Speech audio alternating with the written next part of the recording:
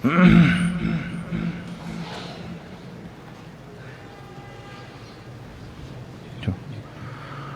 باللہ من الشیطان الرجیم بسم اللہ الرحمن الرحیم قال فرعون وما رب العالمین قال رب السماوات والأرض وما بينهما إن كنتم موقنين قال لمن حوله ألا تستمعون قال ربكم ورب آبائكم الأولين قال إن رسولكم الذي أرسل إليكم لمجنون قال رب المشرق والمغرب وما بينهما إن كنتم تعقلون صدق اللہ العظیم۔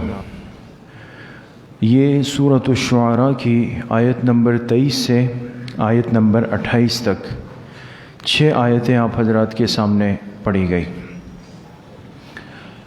پچھلے دروس اور پچھلی آیات سے یہ بات چل رہی ہے کہ اللہ پاک نے اپنے آخری پیغمبر جناب رسول اللہ صلی اللہ علیہ وسلم کو تسلی دی اور آپ کے دل کو مضبوط کرنے کے لیے سابقہ انبیاء اور پیغمبروں کے قصے اور ان پر آنے والے حالات کو بیان فرمایا۔ سب سے پہلے سورۃ الشعراء میں جس پیغمبر کے واقعے کو بیان کیا گیا وہ کون سے پیغمبر ہے؟ حضرت موسیٰ علیہ السلام۔ ان کو اور ان کے بھائی حضرت ہارون علیہ السلام کو اللہ پاک نے فرعون کی طرف بھیجا، جو اپنے وقت کا، اس زمانے کا سب سے بڑا اللہ کا دشمن تھا، باطل تھا، باغی تھا اور ظالم تھا۔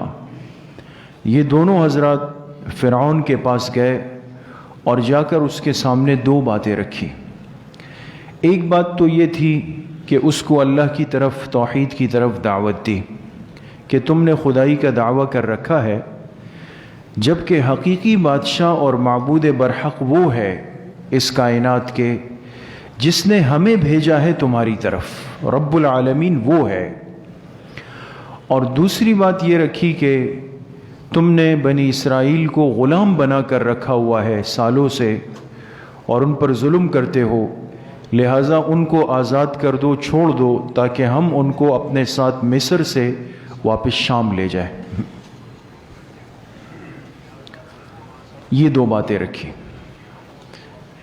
فرعون نے جب یہ باتیں سنی تو اس نے جواب میں 2 باتیں کی، آپ حضرات کے علم میں ہوگی، یہ پرانی بات تاکہ جوڑ قائم ہو جائے اس لیے عرض کر رہا ہوں۔ فرعون نے بھی 2 باتیں کی۔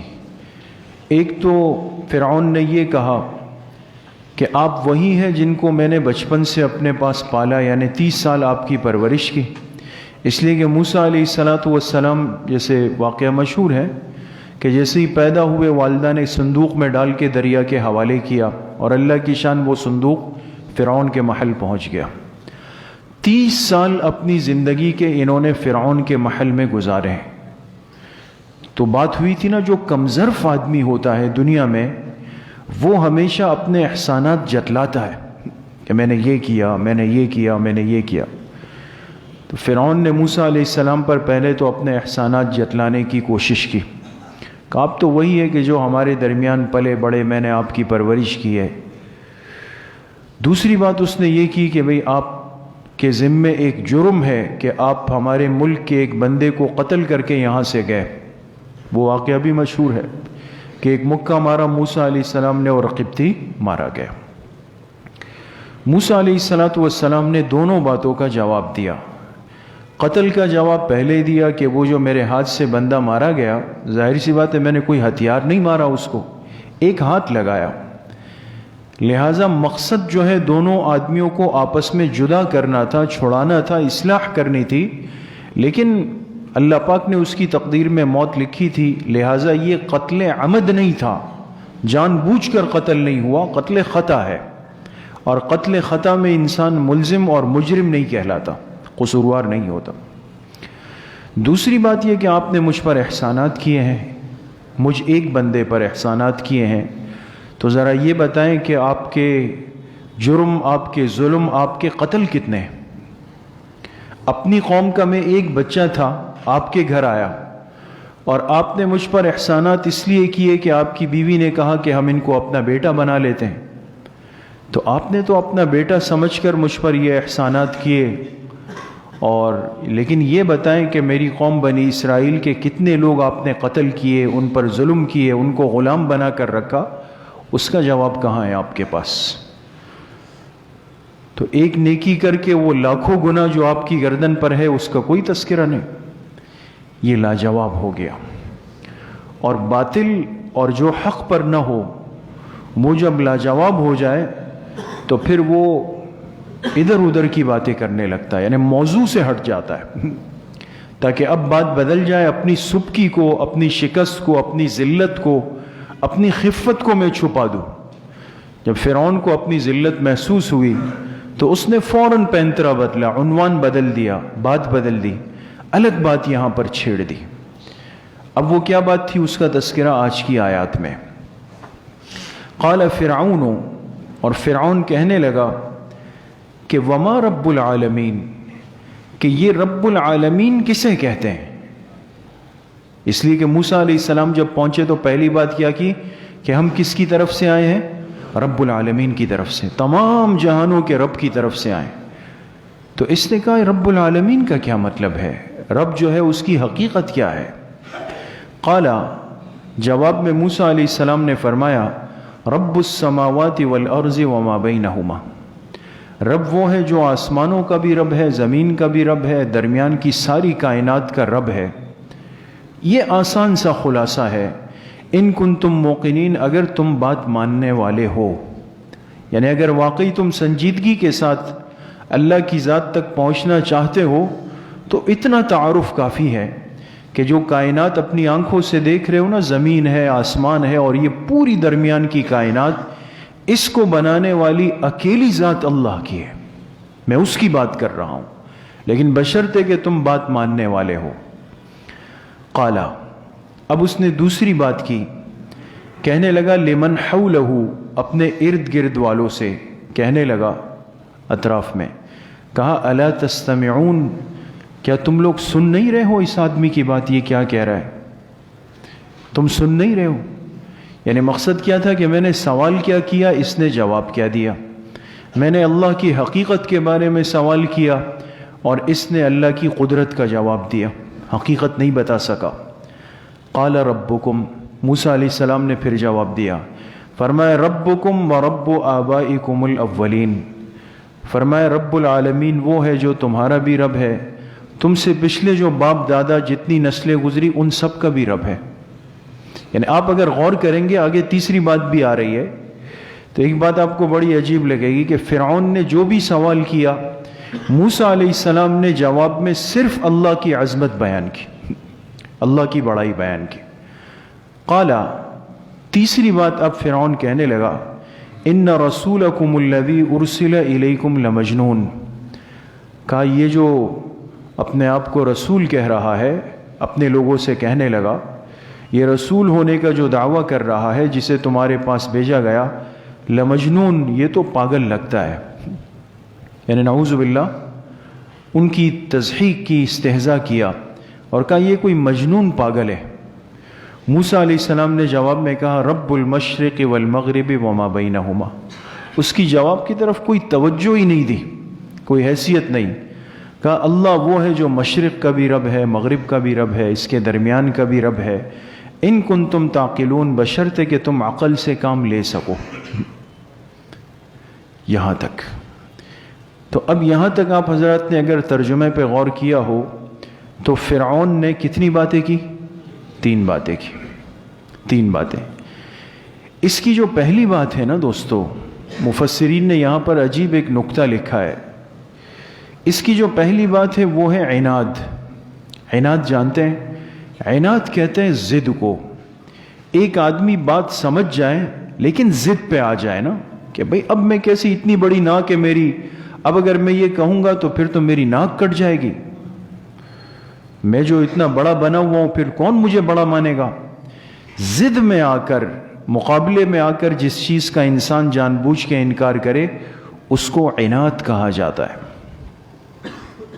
دوسری بات جو فرعون نے کی اور اپنے دائیں بائیں والوں سے کہا کہ بھئی تم اس کی بات سن نہیں رہے ہو، یہ کیا کہہ رہا ہے؟ اس کو تحریض کہتے ہیں۔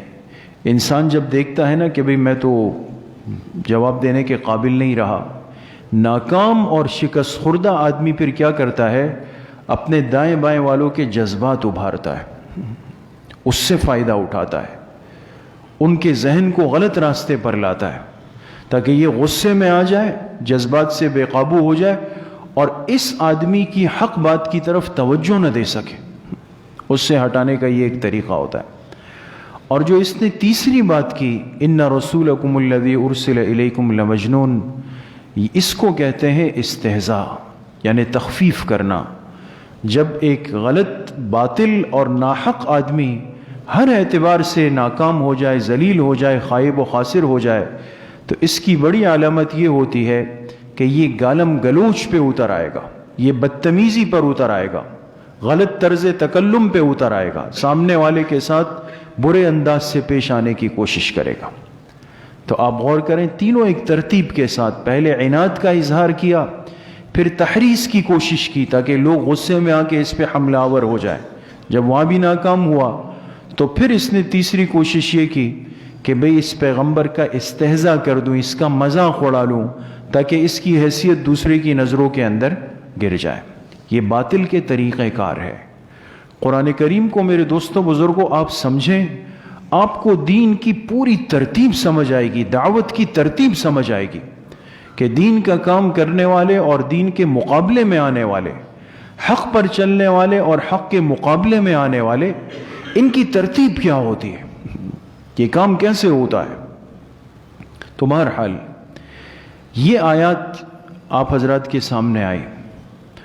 اب یہ سوال و جواب ہے، ایک طرف حق کے ترجمان اللہ کے بھیجے ہوئے جلیل القدر پیغمبر کھڑے ہیں، اور ایک طرف جو باطل کے سرپرست ہے، ظلم کے سرپرست ہے، ناانصافی کے سرپرست فرعون ہے، وہ آمنے سامنے ہے۔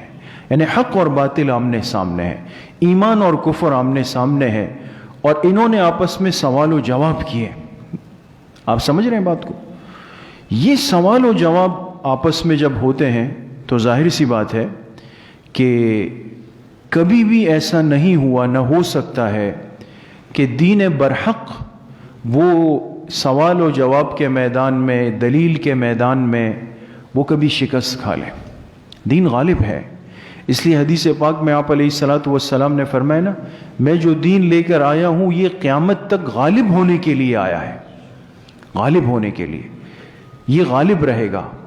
اس پر محدثین نے ایک اشکال کیا، ایک اعتراض اور شبہ کیا ہے، آپ غور کریں تو سمجھ آئے گا کہ آپ علیہ السلام فرما رہے میرا دین غالب ہو کر رہے گا، ہمیشہ غالب رہے گا، جبکہ ہم دیکھتے ہیں کہ بیچ میں صدیاں ایسی آئی کہ ظاہراً دین اسلام مغلوب نظر آتا ہے نا۔ اس وقت 2/3 دنیا پر عیسائی ہے، دین اسلام 1/3 دنیا پر ہے، اور وہ بھی کس کیفیت میں ہے، کن حالات میں ہے، تکلیفوں میں ہے، آزمائشوں میں ہے، ہر باطل کافر آ کے ان کو دباتا ہے۔ تو آپ کے اس ارشاد مبارک کا پھر مطلب کیا ہوگا کہ میرا دین ہمیشہ غالب رہنے کے لیے آیا؟ تو محدثین فرماتے ہیں اس سے مراد یہ ہے کہ دین اسلام ہمیشہ استدلال اور دلائل کے ساتھ کبھی مغلوب اور ناکام نہیں ہو سکتا۔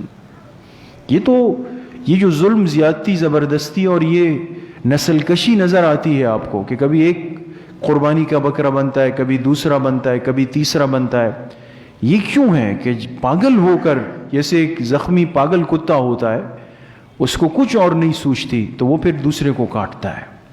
اللہ نے دلیل کے میدان میں، استدلال کے میدان میں، دعوت کے میدان میں دین اسلام کو غالب رکھا ہے۔ ہر ایک کو پتہ ہے کہ اگر بات کو ترتیب پر رکھا جائے، ہر آدمی کو بولنے کا آزادی سے موقع دیا جائے، تو دین اسلام کے مقابلے میں کوئی بھی دین غالب نہیں آ سکتا ہے۔ یہ تو اللہ پاک نے اس دین میں حقانیت رکھی ہے، سچائی رکھی ہے۔ بہرحال تو اب میں ایک بات عرض یہ کرنا چاہتا ہوں کہ آپ نے غور کیا کہ سوال و جواب ہوئے دونوں میں، آگے بھی ہے۔ اس کیفیت کو آپ ایک لفظ سنتے ہوں گے کہ بھئی 2 آدمیوں کا آپس میں مناظرہ ہوا، سنا ہے نا؟ مناظرہ ہوتا ہے، بھئی فلاں اور فلاں میں مناظرہ ہے، فلاں اور فلاں میں مناظرہ ہے۔ ہمارے ہاں تو یہ لفظ مناظرہ بہرحال بہت ہی یعنی اس کی حیثیت کمزور ہو گئی ہے اور اس کو شاید اچھی نظروں سے دیکھا بھی نہیں جاتا. اور اس کی وجہ بھی ہے، میں عرض کر دوں کہ مناظرہ کس کو کہتے ہیں دوستو. یہ صرف ایک جگہ نہیں، سورۃ البقرہ میں حضرت ابراہیم علیہ السلام کا بھی تذکرہ ہے، ان کا بھی نمرود سے مکالمہ اور بات چیت اور مناظرہ ہوا ہے. یہاں موسیٰ علیہ السلام کا ہوا ہے، مختلف پیغمبروں کے ہوئے. اس لیے کہ دنیا میں جو پیغمبر اللہ کی طرف سے آتے ہیں، یہ بات ہمارا عقیدہ ہے اور ایمان کا حصہ ہے کہ پیغمبر جب دنیا میں آتے ہیں ان کے پاس پوری کائنات کا سب سے زیادہ علم ہوتا ہے اللہ کے بعد. ان کے مقابلے میں مخلوق میں کسی کا علم زیادہ نہیں ہو سکتا. سب سے زیادہ علم وقت کے پیغمبر کو دیا جاتا ہے، وہ سب سے بڑے عالم ہوتے ہیں. اور پھر تمام پیغمبروں کا علم ایک ساتھ ہو تو جناب رسول اللہ صلی اللہ علیہ وسلم کا علم پھر سب پر غالب ہے اور سب سے زیادہ ہے. تو پیغمبر کے پاس ہر چیز کا علم ہے، احکامات کا بھی ہے، اعمال کا بھی ہے، مسائل کا بھی ہے، ہر چیز کا ہے. تو مناظرہ باقاعدہ علم کا ایک شعبہ ہے. اور اس کا مقصد و مطلب کیا ہوتا ہے کہ انسان اپنی حق بات کو ثابت کرنے کے لیے، سامنے والے کو مطمئن کرنے کے لیے اور اس کو راہ راست پر لانے کے لیے قرآن کو، حدیث کو، صحابہ کو، آثار کو، اس کو پیش کرتا ہے. لیکن مقصد کیا ہوتا ہے؟ آپ بات سمجھیں کہ مناظرے کا مقصد حق بات کو سمجھانا ہوتا ہے، کسی کو نیچا دکھانا نہیں ہوتا. آج یہ خرابی ہو گئی کہ ہم مناظرہ اس کو سمجھتے ہیں کہ دو آدمی بیٹھ گئے تو اس کا مقصد ہے کہ میں اس کو کسی طریقے سے ذلیل کر کے اٹھوں، چاہے اس کے لیے میں اس کو گالی دوں، اس کو برا بھلا کہوں، اس کو اس کی سابقہ زندگی یاد دلاؤں، اس کو اس کی ذات پات یاد دلاؤں، کچھ بھی کروں، بس یہ کہ یہ لوگوں کی نظروں میں گر جائے. اور اس طرف والے کا مقصد یہ کہ میں اس کے ساتھ یہ معاملہ کر لوں، یہ سلوک کر لوں. تو اس کا کوئی فائدہ، کوئی خیر، کوئی نتیجہ نظر نہیں آتا. لیکن میرے عزیز و دوستو بزرگوں، یہ بات یاد رکھیں کہ اپنے زمانے میں موجود ان کمزوریوں کو دیکھ کر حقیقت کا انکار نہیں کیا جا سکتا. یہ دین کا ایک حصہ ہے اور اس کی ضرورت امت کو ہر زمانے میں پڑی ہے. جس طرح ہر کام کے لیے افراد ہوتے ہیں، اللہ پاک ہر زمانے میں دین کے ہر شعبے کے لیے افراد کو پیدا کرتے ہیں. اس کام کے لیے افراد کیسے نہیں ہوں گے؟ تو بہت ضروری ہے. یہ جو میں اور آپ مطمئن ہو کے یہاں بات کر رہے ہیں، درس دے رہے ہیں، کوئی پڑھا رہا ہے، کوئی دعوت کا کام کر رہا ہے، کوئی اپنی تجارت کر رہا ہے، حلال تجارت کر رہا ہے، سب کام کر رہا ہے، اور ہم اتنے مطمئن ہیں. اس کی وجہ یہ کہ بہت سارے فتنے کھڑے ہوئے ہیں، لیکن اس کو روکنے کے لیے کچھ لوگ بھی کھڑے ہوئے، تو وہ ہم تک آتے ہی نہیں، اللہ پاک ان کو وہیں پر ہی روک دیتے ہیں. ایسے افراد بھی ہوتے ہیں. تو پیغمبر کے آنے کے مقاصد میں ایک یہ بھی ہوتا ہے کہ اس کے پاس دلیل کی طاقت ہوتی ہے، اور یہ آسان علم نہیں ہے دوستو. اس کے لیے آپ کو علم بھی مضبوط چاہیے، آپ کے پاس بولنے کی صلاحیت بھی مضبوط ہو، آپ کے پاس باطل کو قابو کرنے کی صلاحیت بھی موجود ہو. اچھا، آپ کے پاس باطل کا علم بھی موجود ہو کہ وہ کس کس چیز سے دلیل لے رہا ہے. اس لیے بہت سارے واقعات ہیں. ایک چھوٹی سی ایک مثال پیش کروں تاکہ بات سمجھ میں آئے. ہندوستان میں ایک عیسائی پادری آیا، جب تقسیم پاکستان نہیں ہوئی تھی، اس سے پہلے کی بات ہے، اور اس زمانے میں عیسائیوں نے بہت بھرپور اپنی دعوت دی ہے اور ان کے پادریوں نے آ کر بڑے زور لگایا ہے. ایک عیسائی پادری آیا. اب عام سادہ لوگ، عام انسان ہے جو عام مسلمان ہے، جس کے پاس اپنے دین کا اتنا باریک گہرا علم نہیں ہے، تو اب وہ ان سے آ کے کہتا کہ بھئی یہ بتاؤ کہ ایک آدمی سو رہا ہے نا، اور ایک آدمی جاگ رہا ہے، اور آپ اس راستے سے گزرے. آپ نے دیکھا درخت کے نیچے ایک آدمی سو رہا ہے، ایک اس کے برابر میں بیٹھا ہوا ہے. آپ جا رہے ہیں اس راستے پہ، آگے آپ کو راستہ سمجھ نہیں آ رہا کہ جی مجھے کس طرف جانا ہے نا. تو آپ جا کے کس سے پوچھیں گے؟ بھائی جو جاگ رہا ہے نا، یہ میں آپ حضرات سے پوچھ رہا ہوں تاکہ آپ کے بھی ذہن میں، اس نے لوگوں سے پوچھتا تھا کہ بھائی آپ بتائیں کس سے پوچھنا چاہیے، تو سب کہتے تھے بھائی جو جاگ رہا ہے اس سے پوچھنا چاہیے۔ اب یہ سمجھ نہیں آ رہا کہ یہ ظالم ضرب کہاں لگا رہا ہے، وار کہاں پہ کر رہا ہے، ٹھیک نا۔ اس کے لیے بھی ایک فنکاری چاہیے دوستو، ہر آدمی نہیں کر سکتا۔ باطل کی چال کو معلوم کرنا یہ بھی ایک، جیسے ایک فوجی ٹریننگ کرتا ہے اور اس کو اصول سمجھائے جاتے ہیں، مناظرے کے بہت مشکل اصول ہوتے ہیں کہ باطل آپ کو کہاں سے قابو کر رہا ہے، یہ بھی آسان نہیں ہے۔ تو اب لوگ کہتے تھے کہ بھائی ظاہر سی بات ہے کہ جو راستے پہ چل رہا ہے اس کو راستہ نظر نہیں آتا، معلوم نہیں ہے، تو یہ جاگے ہوئے سے پوچھے گا۔ اب لوگوں کے پہلے یہ ذہن سازی کر رہا ہے، آگے کچھ بات نہیں کہہ رہا۔ ایک عالم گزرے، دیکھا لوگ جمع ہے، درمیان میں ایک شخص کھڑا بات کر رہا ہے کہ عالم بھی جا کے کھڑے ہو گئے، بھائی ہم بھی دیکھ لیں کیا ہوا۔ ایک نے کہا بھائی یہ کوئی پادری صاحب آئے ہیں اور یہ لوگوں سے ایک عام سا سوال پوچھتے ہیں کہ بھئی آپ راستے میں جا رہے ہیں، ایک درخت آیا، اس کے نیچے ایک آدمی سو رہا ہے، ایک جاگ رہا ہے، وہاں سے آگے کا راستہ آپ کو نہیں پتا، تو آپ کیا کریں گے، کس سے پوچھیں گے؟ تو عالم نے کہا آپ لوگوں نے کیا جواب دیا؟ کہا ہم نے یہی جواب دیا کہ بھئی جاگے ہوئے آدمی سے پوچھیں۔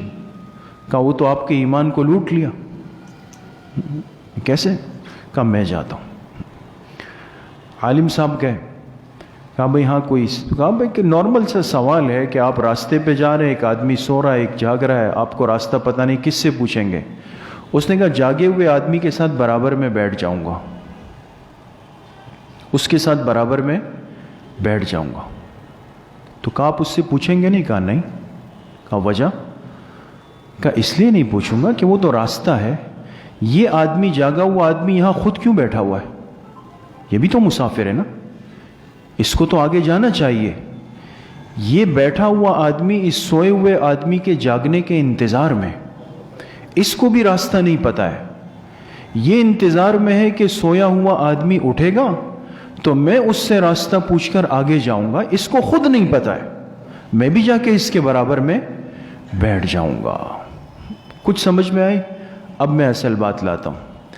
اب اس عیسائی پادری کا طریقہ واردات کیا تھا کہ جناب رسول اللہ صلی اللہ علیہ وسلم اپنی قبر اطہر میں مدینہ طیبہ میں آرام فرما ہے نا، آپ تو آرام فرما ہے، اور عیسیٰ علیہ السلام کہاں ہیں؟ آسمانوں پہ حیات ہیں، زندہ ہے۔ آپ علیہ السلام اپنی قبر اطہر میں آرام فرمائے، عیسیٰ علیہ السلام آسمانوں پہ زندہ ہے، اور یہ مسلمانوں کا بھی عقیدہ ہے۔ اب یہ اس ایمان کو کیسے لوٹ رہا ہے کہ مثال ایک عام پیش کر رہا ہے نا، عام مثال دے کر کے اس کو وہاں سے جوڑ رہا ہے کہ بھئی پیغمبر، آپ کے پیغمبر تو قبر میں، اور ہمارے پیغمبر تم بھی کہتے ہو زندہ ہے، تو اس پیغمبر کے پیچھے چلنا چاہیے یا اس سوئے ہوئے پیغمبر کے پیچھے؟ سمجھ میں آ گئے؟ یہ ہوتا ہے طریقہ واردات کسی کا ایمان لوٹنے کے لیے، آسان بات نہیں ہے، بہت بڑی مصیبت ہوتی ہے، اس لیے اس کے لیے پوری ایک ترتیب چاہیے۔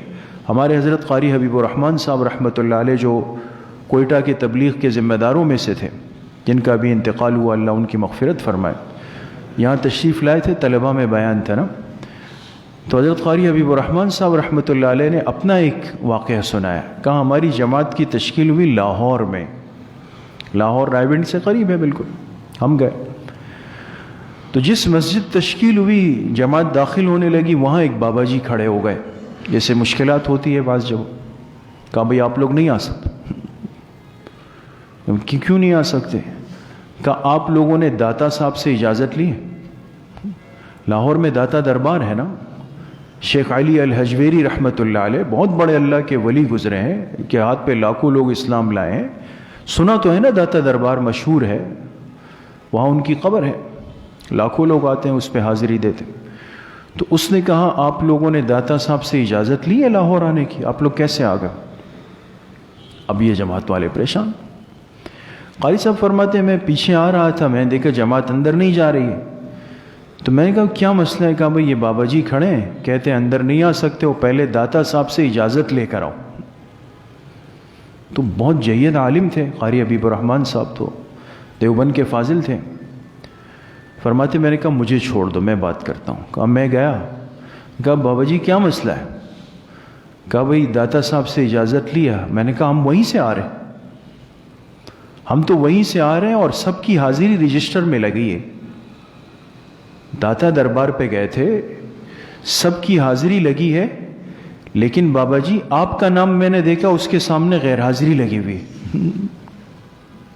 تو آپ اپنی حاضری کی فکر کریں. بابا جی نے کہا وہ کیسے؟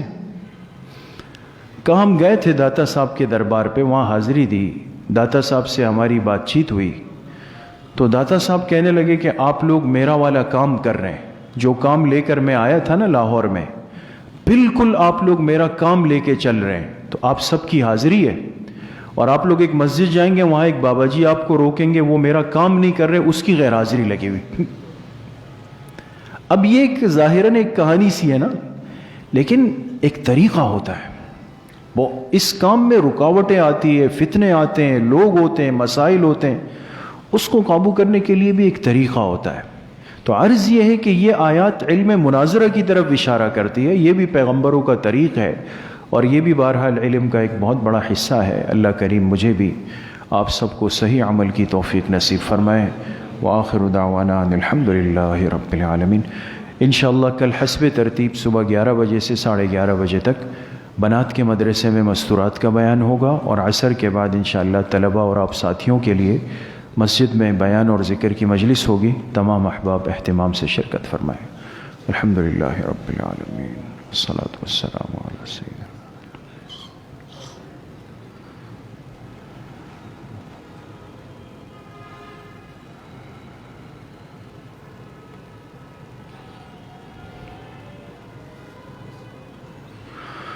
وصلی اللہ وسلم علی نبینا محمد وآلہ واصحابہ اجمعین برحمتک یا ارحم الراحمین.